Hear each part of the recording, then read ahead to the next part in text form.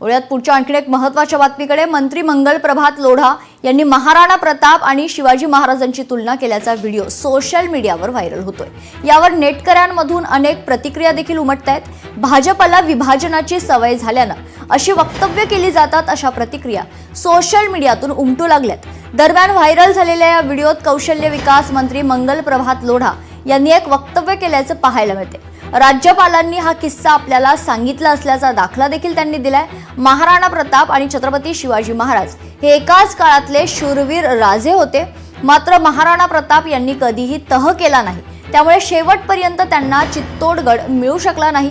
मात्र छत्रपती शिवरायांनी लढण्यासोबत गरज पडेल तिथे योग्य निर्णय घेत तह केले, म्हणून त्यांना हिंदवी स्वराज्याची स्थापना करता आली असं त्यांनी म्हटलेलं आहे। पाहूयात काय म्हणालेत मंगल प्रभात लोढा ग्राफिक्सच्या माध्यमातून।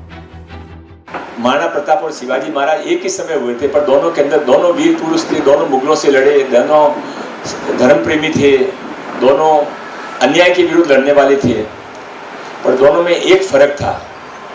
महाराणा प्रताप जी लड़ते थे, समझौता कम करते थे और उन्होंने जो तय किया उसके अंदर वो एडजस्टमेंट ज़्यादा नहीं करते थे। इसलिए महाराणा प्रताप जी के सारी कोशिशों के बाद भी वो अंत तक अपना राज्य चित्तौड़गढ़ वापस नहीं पा सके। जबकि छत्रपति शिवाजी महाराज लड़े भी, संघर्ष भी किया और जरूरत पड़ने के ऊपर छुप के बाहर भी निकल गए, गले में अफजल खान के लगे पर बगन खांदर डाल दिया। तो वो एडजस्टमेंट करके किस तरीके से कलाकृति से चतुराई से अपनी बात को करके लेना, इसलिए वो अंतिम समय में राजा राज भी उन्होंने पाया और हिंदवी स्वराज्य की स्थापना यहाँ पर की। और इसीलिए आज तो मैं अतुल जी को हर समय कहता हूँ कि आप शिवाजी महाराज के रियल वंशज हो, क्योंकि जिस जगह से आप चुनकर आते हो उस जगह चुन के आना तो छोड़ना, चुनाव लड़ने के लिए भी लोग डरते हैं, पर आप हर बार क्या करते हो वो चुनाव के बाद ही समझ में आता है कि इस बार आप चुनाव कैसे लड़े। चुनाव के पहले आप गुरु मंत्र किसी को नहीं देते हो और चुनाव जीत कर आते हो, अच्छे वोट से जीत कर आते हो। तर मंगल प्रभात लोढा यांनी केलेले हे वक्तव्य आता सोशल मीडियावर चांगलंच व्हायरल होतंय। छत्रपती शिवरायांनी वेगवेगळे तह केले म्हणून हिंदवी स्वराज्याची स्थापना झाली असं वक्तव्य मंगल प्रभात लोढा यांनी केले।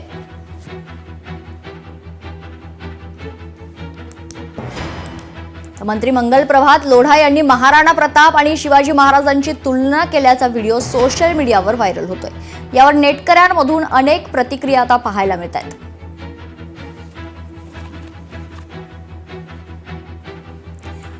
याच विषयावर आपण अधिक चर्चा करूयात। आपल्यासोबत संभाजी ब्रिगेडचे संतोष शिंदे जोडले गेलेले आहेत। संतोषजी, स्वागत आहे लोकशाही मराठीवर।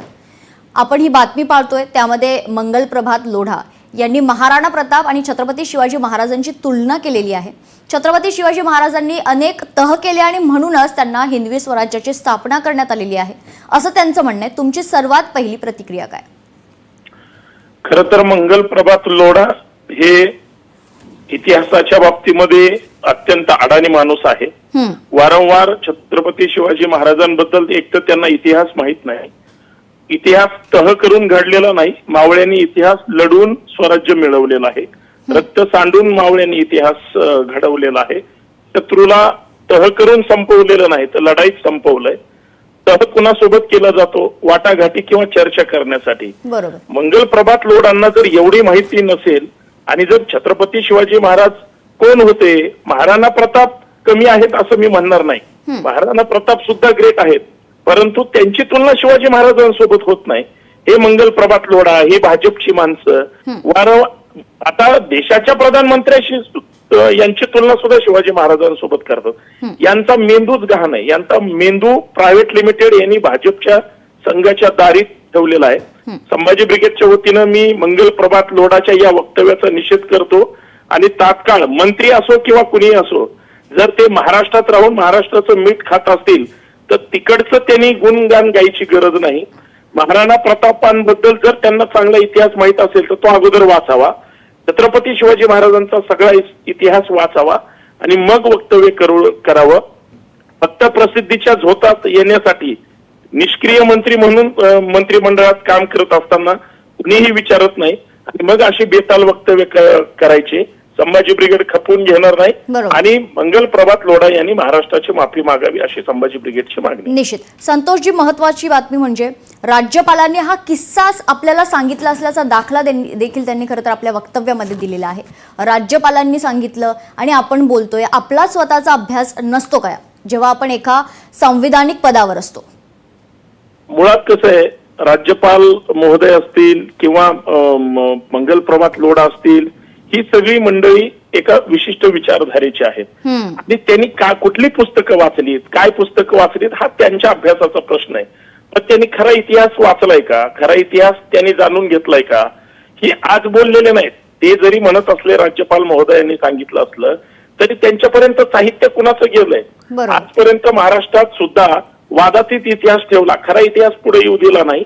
आणि काही ठराविक मंडळींनी सोयीनं प्रायव्हेट लिमिटेड इतिहास, त्यांच्या सोयीनं जो इतिहास लिहिला गेला वर्णवर्चस्व वाद्यांचा, म्हणजे शिवाजी महाराज महापराक्रमी होते पण त्यांना गुरु कोणतरी होता आणि त्याच्याशिवाय ते मोठे होऊ शकत नाही, ही जी त्यांच्या डोक्यातली सुपीक कल्पना आहे. त्याच भट्टीतलं यांचं साहित्य, हे सगळे मनवादी ब्राह्मणी साहित्य वाचतात आणि त्यांचा विचार सांगतात, म्हणून हे त्या पद्धतीनं बोलतात. याच्या अगोदर आपल्या इथं राज्यपाल म्हणून भगतसिंग कोश्यारी होते, ते सुद्धा असंच बेताल वक्तव्य केलं होतं.